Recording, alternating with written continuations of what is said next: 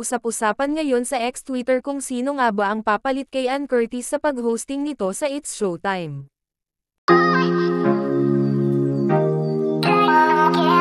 Maraming mga netizens ngayon ang naintriga, kung saan nga ay laman si Ann Curtis at Bella Padilla sa pinag-uusapan ngayon.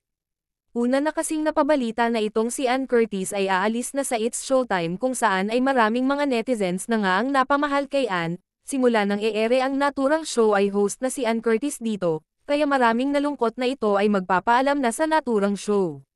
Una na kasing lumabas ang balita na maraming pagbabago na magaganap sa naturang show, may ibabawas na host at meron ding bagong papasok. At dahil nga ay hindi na ito masyadong nakikita sa programa at sunod-sunod na ang absent ni Ann sa naturang show, ay maraming nagtataka kung bakit hindi na ito nagtatagal sa pagiging host.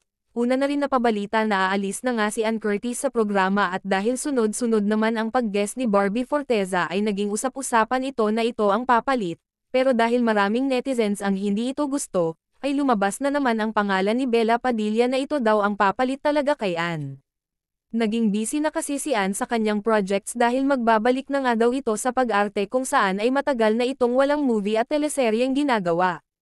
Kaya ngayong October daw ay maraming pagbabago na magaganap sa naturang programa.